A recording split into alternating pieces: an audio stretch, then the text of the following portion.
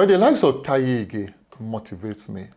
I look back now, those days at NTA, we're together, a man who was focused, a man who knew where he was headed, with a lot of criticisms. They criticize us a lot. In those days, the story about you are not good enough, you are not this, you are not that. Those guys who were criticizing us, they are right behind us now. That's what life is all about. So Taye, you motivate me in case you do not know. Or I didn't say you motivated me, you motivate me every day because I follow what you do. They say copy good things, I'm copying good things. I'm driven by passion, like you said. I'm driven by dedication. I'm driven by the message that rings in my bell all the time from a late uncle, Pa Joseph Enakhena. That's my father's immediate younger brother then, who will tell us never say fail.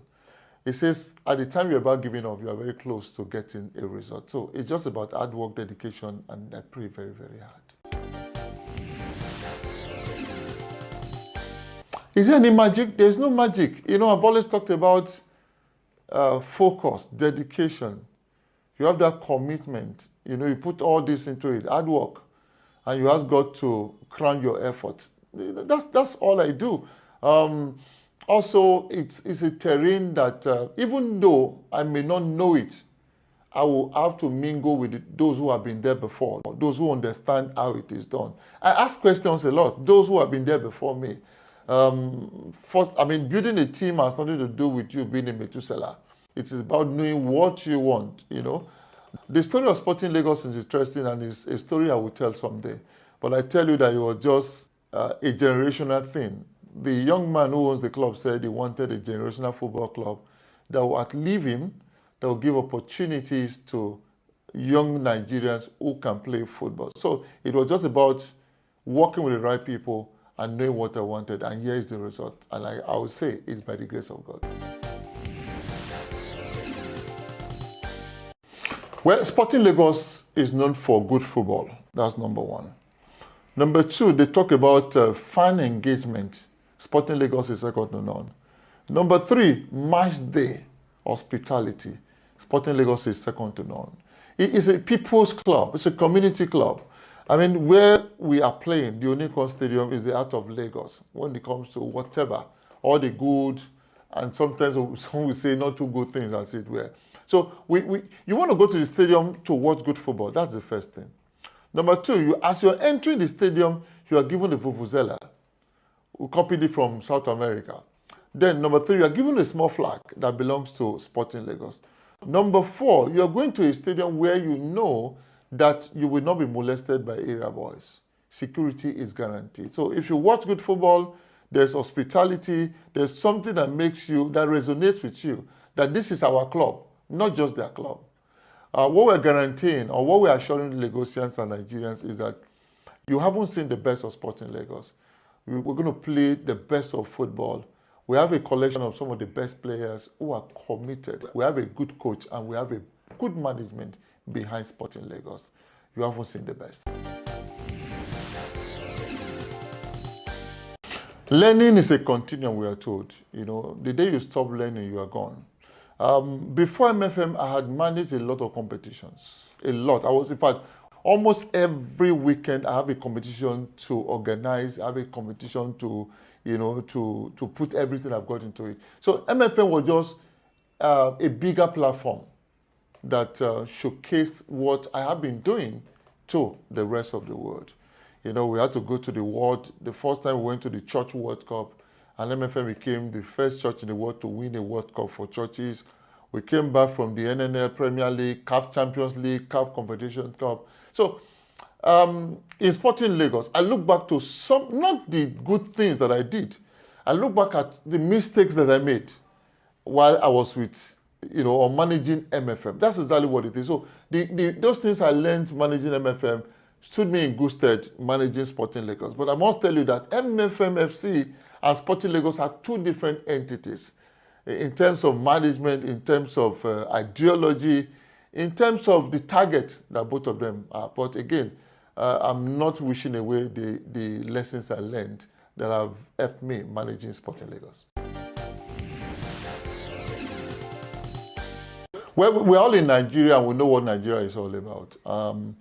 Playing in the league is not an easy thing. It's tasking, but we're lucky that we played in the NNL, the Nigerian National League.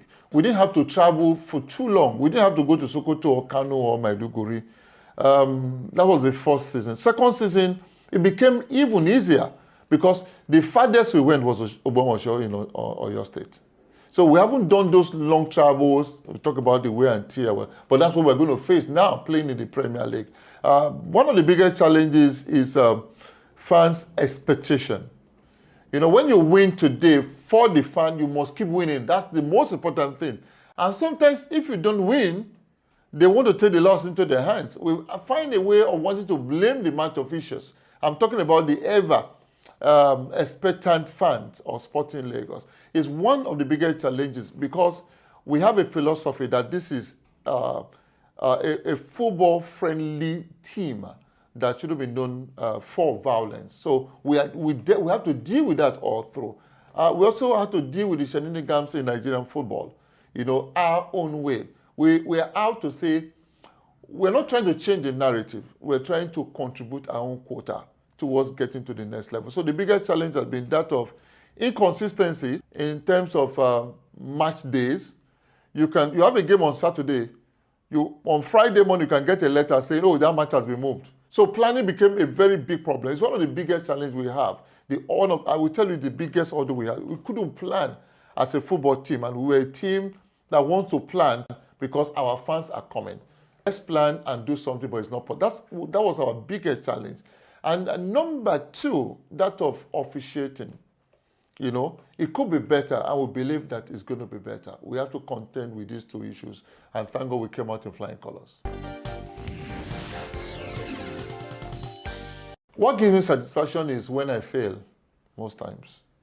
And I know that I've given everything that I've got, but I failed.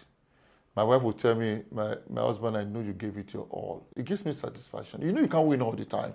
Yes, winning is very, very sweet. Like they say, in victory, you have so many friends, and in defeat, you become an orphan. So what gives me motivation, satisfaction is when I lose, and I lose gallantly. When I win, and I win well. I sat one day and I was thinking, we seem to know the problems of Nigeria, all of us. But ask what the solutions are. A lot of people will be blabbing. They don't have a solution. So we spend quality time talking about the problems and no one seems to be talking about the solution. So I now said to myself, if I bring those who have been there before, those who caused the problem that we are going through now, those who are about causing more problems, if I bring them together, administrators, technocrats, the media, the athletes themselves, everyone involved, put them under one umbrella. Let us judge you from time to time. Let's see what we can do. Honestly, it's been very, very challenging. Family United by Sport, the platform you're talking about, FUBS, is difficult. It's a micro Nigeria. It has taught me that leading Nigeria is not a joke at all. So I am trying, but the good part of it is that those who make things happen in FUBS don't talk in public. They speak to me quietly. When topics, are put forward, they tell me, if some people are going to the left or going to the right, they tell me the genesis. Some very quiet people, Godwin, this is the genesis of this thing. If you want to get it, this is what we are supposed to do. We have achieved so many. One of the things we achieved was basketball. We decided to form a think tank, Family United by Sport think tank. What do we do there? It's a collection of a few persons. Whatever topics are being discussed on the platform, we take it there quietly.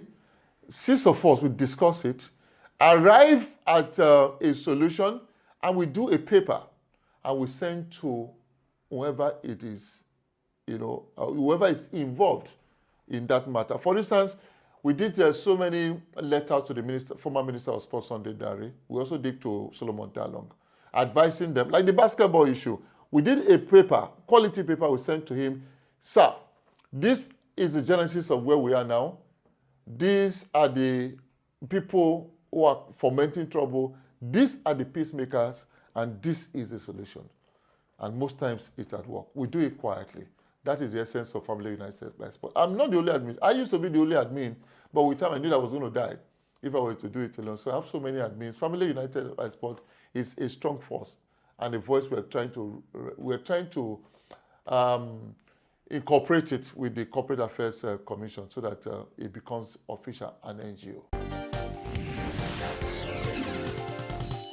We are not where we are supposed to be, but fortunately, we are not where we used to be.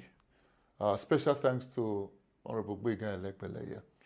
We all followed the league last season, and we found out that a lot of changes were brought to the fore by this young man. And fortunately, I'm so happy that the Alhaji Ibrahim Gusau led Nigerian Football Federation made him or appointed him the chairman of the Npfl. Not interim now. He has a 2-year tenure to make things happen. I never thought in my life what we have fought for over the years, that you could beat referees at a match venue and you lose the 3 points and the 3 goals. I never thought in my lifetime that if you don't conform, you have to suffer. So now that he has 2 years, David Sunowumi is back there as a chief operating officer. With this board, 7-man board, I'm looking forward to seeing a league that should be business-like. And I hope and I pray one day that governors will sit down and say, we are not running football clubs anymore. We want to concentrate on doing what we are supposed to do. Government is not in the business of making profit. Government is in the business of rendering services. Let the private sector run sport in Nigeria, and you will see the difference. You know, a few days ago, I was saying to myself that I think I've done enough of journalism. I think I should do something else. Then I remember Taye. He has not retired. Mitchell Obi has not retired. Paul Bassi is still a journalist. So why would I want to leave at this point? And I always say to people that whatever job I'm going to do today, I will not do that job full time because my journalism can never leave me. I look back, my journey has been far. It's been a journey of so many turbulence. It's a journey that I look back and I have tears in my eyes. It's a journey where I worked with persons who didn't believe in me at all, you know, and sort of motivate me. And I say to people now, when they don't believe in you, tell yourself that there's something in you, you know, that you need to bring to the fore. A lot of persons that, when I was starting this journey many years ago, didn't believe in me. You know, I almost gave up at some point. But thank you, Taye. He was there, he kept talking to me. Thank you, Mumuni Alao. These were people who kept talking to me. You know, imagine me going on there and I would talk and talk and talk. And there's a 5 million that came out of that talking and talking. And when it's time to share, they give me 50,000 naira. And I will call Mumuni. I want to fight. Mumuni will say, Godwin, your time will come. Don't worry. It's been a journey. My father would say, woe to that man who has no story to tell. I have stories to tell, and these stories will be in a book very, very soon.